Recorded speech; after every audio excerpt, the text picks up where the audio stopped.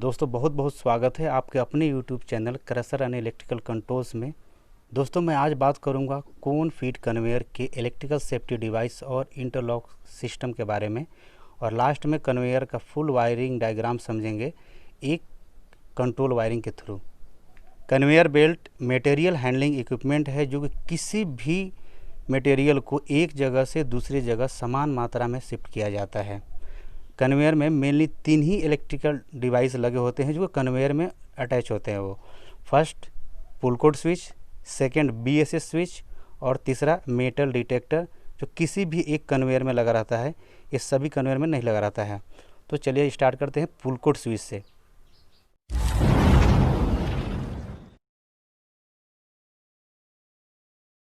जो फर्स्ट हम लोग आ जाते हैं पुल कोड स्विच पे। तो पुल कोड स्विच एक ऑन ऑफ स्विच की तरह होता है जो कि कन्वेयर को इमरजेंसी कंडीशन में, यानी कि इमरजेंसी कंडीशन में कुछ भी ऐसा पोजीशन आ जाए कि हमें तुरंत बंद करना हो कन्वेयर को, तो इसे हम बंद कर सकते हैं। इसमें एक रोप लगा रहता है, देखिए आप यहाँ से एक वायर लगा होता है और इसके थ्रू क्या करते हैं, जैसे आप यहाँ से आप देख सकते हैं इसको, जैसे हमने इसको खींचा और ये बंद हो गया। यानी पुल कोड स्विच के पास आने की आवश्यकता नहीं है और फिर इसे हम वापस इस टाइप से रीसेट कर देते हैं। और ये रोप लगाने का एक ही इसका पर्पस है कि आपको पुल कोड स्विच के पास आने की आवश्यकता नहीं है। इस वायर को खींचने पर यहाँ से हमारा कन्वेयर बंद हो जाता है। और इसके अंदर के क्या कनेक्शन होता है इसके बारे में हम लोग जानेंगे अभी। अब इसे हम ओपन करके दिखाते हैं आपको कि इसके अंदर का क्या डायग्राम है। तो इसे हमने अभी ओपन कर लिया है, ये देखिए मैंने इसको ओपन कर लिया अभी। और इसके अंदर का जो डायग्राम है आप देख सकते हैं किस टाइप से इसका डायग्राम है। ये एक्चुअली क्या होता है, इसके साथ एक लीवर लगा होता है, देखिए इस टाइप से लीवर लगा होता है। और अंदर का जो टर्मिनल है इसके, ये जो इसके अंदर का टर्मिनल है, ये क्या करता है कि 1 और 2 ये आपस में कॉन्टेक्ट मिला लेता है। और अगर आप इसे ऑफ करते हैं तो दूसरे तरफ ये 3 नंबर और 4 नंबर में कॉन्टेक्ट आपस में, यानी कि यहाँ से अगर सप्लाई आ रही है तो इसमें आउट हो जाएगा, और इधर से 1 नंबर में सप्लाई आ रहा है तो 2 नंबर से, यानी कि दोनों आपस में कनेक्ट हो जाएंगे। ये इधर सप्लाई आए चाहे इधर से सप्लाई आए, इससे कोई मतलब नहीं है।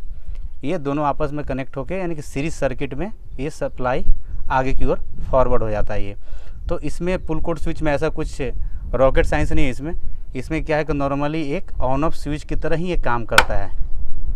देख सकते हैं आप, एक ऑन ऑफ स्विच की तरह ही ये काम करता है। अब यहाँ से जो वायरें जा रही है इसको भी आपको कन्फ्यूजन दूर कर दे रहे हैं कि ये जो वायरें जा रही है तो इसमें किस टाइप से इसका कनेक्ट है, ये भी हम खोल के आपको दिखाते हैं अभी।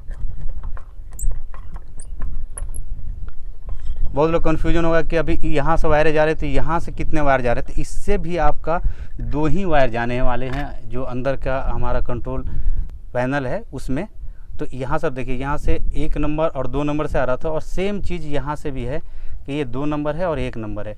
यहाँ से 2 सप्लाई आ रहा है यहाँ से, और यही चीज़ क्या है कि एक हमारे कंट्रोल पैनल से आया यहाँ सप्लाई, और दूसरा यहाँ से आउट होके चला गया, यानी कि सीरीज सर्किट में यहाँ से सप्लाई जा रहा है। और दूसरी चीज़ कि इसको हम लोग वायरिंग डायग्राम में भी देखेंगे कि ये कैसे कनेक्ट है। ये तो जो वायरिंग इसका सर्किट वायरिंग है उसमें भी आपको ये दिखेगा। ये तो पुल कोड आपको स्विच क्लियर हो गया। सेकंड जो है हमारा मेटल डिटेक्टर, जैसा कि नाम से ही मालूम पड़ रहा है कि ये डिवाइस मेटल को डिटेक्ट यानी कि पकड़ने का काम कर रहा है। ये क्या है कि मेटल डिटेक्टर का कंट्रोल पैनल है ये, और यहाँ पर क्या होता है कि जब मेटल को डिटेक्ट करता है तो यहाँ से इंडिकेट करता है ये, और इंडिकेट करने के बाद क्या होता है कि जब यहाँ पर आपको इंडिकेट करेगा तो दोबारा इसे रीसेट करना होगा, तब जाके ये कन्वेयर को चलने देगा। यानी कि जैसे ही डिटेक्ट किया है तो डिटेक्ट करने पर क्या होता है, कन्वेयर को ये बंद कर देता है। और इसमें एक कॉइल लगा होता है जिसको मैं दिखा रहा हूँ मैं आपको। कन्वेयर पर क्या होता है कि कन्वेयर पर मटेरियल के साथ कभी कभी ना लोहा या कोई भी मटेरियल आ जाता है। तो यदि ऐसा मटेरियल मशीन में चला जाए तो मशीन को क्या कर सकता है, ये डैमेज कर सकता है। इसलिए क्या करते हैं कि मेटल डिटेक्टर का यूज कन्वेयर में किया जाता है। अब यहाँ पर आप देख सकते हैं कि इसमें कन्वेयर के साथ में एक कॉइल लगा होता है। ये क्या है, कॉइल क्या काम करता है कि ये मेटल को डिटेक्ट करता है अपने वोल्टेज के अनुसार, क्योंकि जो हमारे इलेक्ट्रिकल डिवाइस होते हैं वो भाषा कोई समझता है कि जैसे ही इतना वोल्ट मेरा ड्रॉप होता है तो क्या करेगा कि आगे का सप्लाई ऑन या ऑफ कर देगा ये।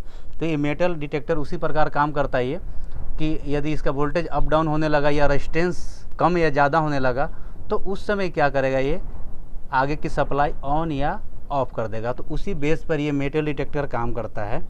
दोस्तों मेटल डिटेक्टर का एक और अलग से मैं वीडियो बनाऊंगा क्योंकि ये वीडियो बहुत ज़्यादा लंबा हो जाएगा। तो मैंने इसमें मेन पार्ट आपको दिखाया कि ये किस प्रकार से ये काम करता है। तो मेटल डिटेक्टर का भी कनेक्शन जैसे हमारा पुल कोड स्विच है तो पुल कोड स्विच की तरह इसका भी कनेक्शन सीरीज सर्किट में ही होता है। इसको हम लोग डायग्राम में इसको भी देखेंगे कि किस प्रकार से ये ऑन या ऑफ कर देता है ये और कैसे इसको रीसेट करते हैं। थर्ड जो हमारा इलेक्ट्रिकल सेफ्टी डिवाइस है वो BSS स्विच है, बेल्ट स्वे स्विच।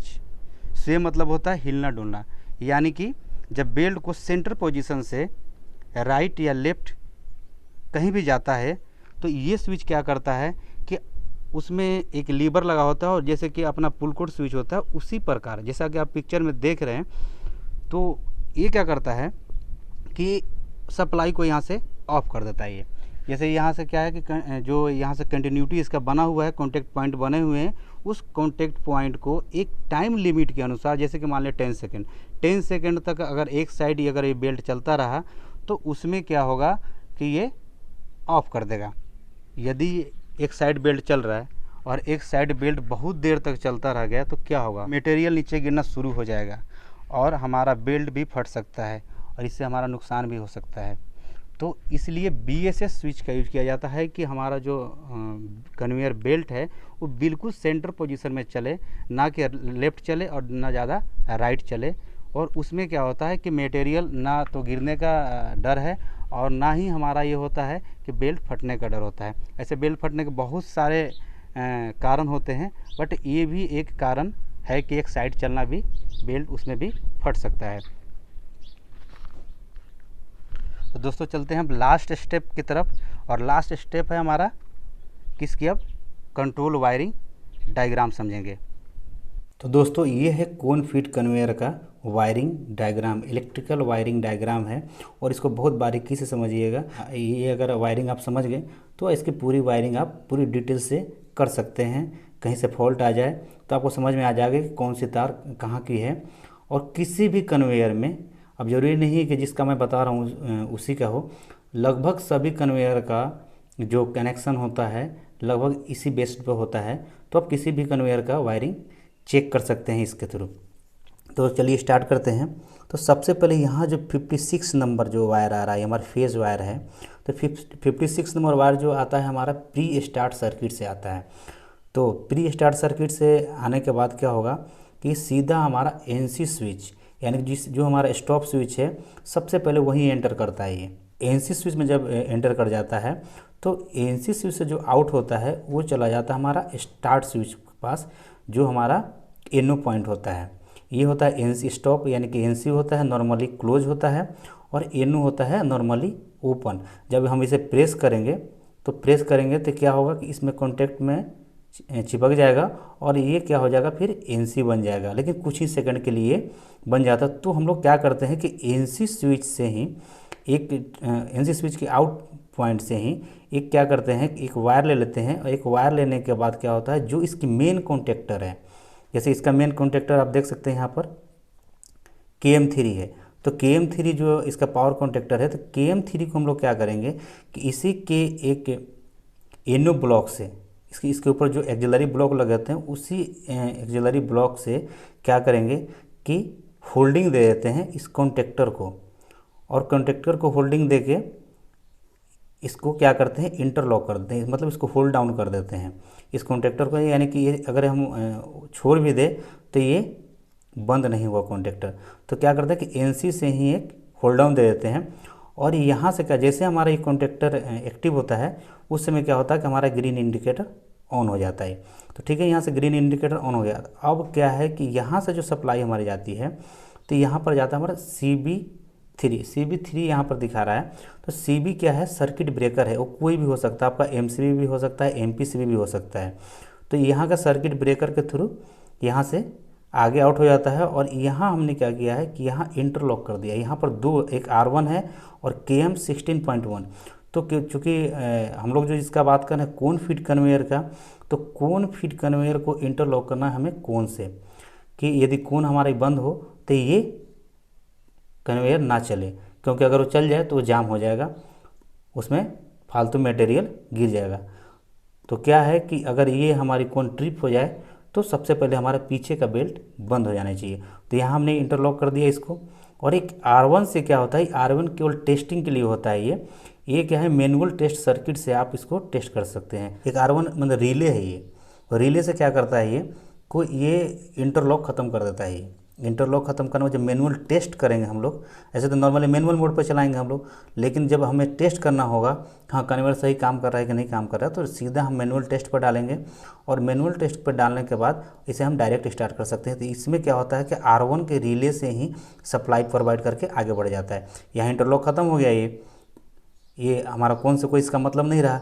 लेकिन जैसे मैनुअल मोड से चलाएंगे तो इसका ये डिस्कनेक्ट हो जाएगा, यानी कि R1 से डिस्कनेक्ट हो जाएगा और ये कोन का डेल्टा कॉन्टेक्टर से ये उसके इनो पॉइंट से ये आता है। तो चूँकि वो अभी बंद है, तो बंद होने के बाद ये क्या है, यहाँ सप्लाई प्रोवाइड नहीं करेगा, वो नॉर्मली ओपन है। तो जब ये ऑन हो जाएगा तो क्या होता है, फिर आगे आ जाता है।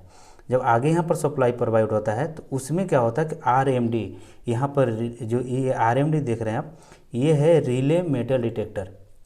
ये क्या करता है कि रिले मेटल डिटेक्टर में एक सप्लाई जाता है यही वाला, और ये सप्लाई सीरीज सर्किट में वहाँ से बस यहाँ से जाएगा, और वहाँ से एक रिले है, रिले का NC पॉइंट से ये सप्लाई यहाँ आ जाता है। क्योंकि वहाँ पर क्या होता है कि जैसे ही वो मेटल डिटेक्ट करता है तो वो NO हो जाता है। जैसे रिले एक्टिव हो जाता है तो रिले एक्टिव होने पर क्या होता है कि ये NC NO कन्वर्ट हो जाएगा और यहाँ से ब्रेक डाउन कर देगा, यानी कि इसको बंद कर देता है। फिर इससे आगे चलते हैं। तो इसके आगे चलने के बाद ये जो हमारा है पुल कोड स्विच है। पुल कोड स्विच में क्या होता है कि जैसे यहाँ से हमारे सीरीज सर्किट में आया सप्लाई, यही वायर यहाँ तक आता है। यहाँ आने के बाद क्या होता है कि सीरीज सर्किट में, तो यहाँ से सप्लाई आगे की ओर बढ़ जाता है, और यहाँ से बढ़ने के बाद क्या होता है कि हमारे कॉन्टेक्टर को सप्लाई मिल जाता है। यहाँ से क्या होता है कि हमारा ये डेल्टा कॉन्टेक्टर के NO पॉइंट से, दूसरा यहाँ RMD से, और तीसरा हमारा पुल कोड से, ये तीनों को क्या कैसे सप्लाई आ रहा है, सीरीज सर्किट में। तो किसी भी कन्वेयर में आप सीरीज सर्किट में चेक करना है तो आप एक एक करके चेक कर सकते हैं कि कौन सा हमारा फॉल्ट आ रहा है। उसके बाद यहाँ पर हमारा आ जाता है KM3 एक्टिव हो गया। अब क्या है कि यहाँ पर हमारा तो ग्रीन लाइट एक्टिव होता है, लेकिन अगर ये ट्रिप हो जाता है, अगर ये देखिए यहाँ पर CB ट्रिप दिखा रहा है, CB3 अगर ट्रिप हो जाता है तो इसमें दो ब्लॉक लगे होते हैं। एक होता है कि ऑन होने पर ये अगर ऑन हो जाए तो एक NO से NC हो जाता है, दूसरा जो ट्रिप हो जाता है उसमें क्या होता है NC से NO हो जाता है, यानी दोनों दो कंडीशन में काम करते हैं। तो वहाँ से क्या हो, जैसे ट्रिप होगा तो ट्रिप होने के बाद जो उसका NO था, NO से NC में कन्वर्ट हो जाएगा, और यहाँ पर रेड इंडिकेटर ये ऑन कर देगा कि ये ट्रिप हो गया। तो ये ट्रिप यहाँ रेड इंडिकेटर आपको शो कर देगा ये। तो यही है इसका कोन फीड कन्वेयर का वायरिंग डायग्राम। आशा करता हूँ कि आपको सभी को समझ में आ गया होगा। अगर नहीं समझ में आया तो आप कमेंट कर सकते हैं किसके किस टाइप से कहाँ से वायरिंग थी। इसमें क्या है, इलेक्ट्रिकल सेफ्टी थे, और इसमें इंटरलॉक हमने बताया आपको। आने वाले वीडियो में मैं आपको बताऊँगा इसमें मैकेनिकल कौन कौन से सेफ्टी लगे होते हैं, इसके TPH कैसे निकाले, गियर रेशियो से कैसे पता किया जाए कि इस कन्वेयर के ऊपर कितनी मटेरियल जा रही है। तो आने वाले वीडियो में सारा चीज़ बताऊंगा। चैनल पर नहीं तो सब्सक्राइब करके बेल आइकन को प्रेस कर लें। चलिए, थैंक्स फॉर वाचिंग फ्रेंड, मिलते हैं फिर नेक्स्ट वीडियो में।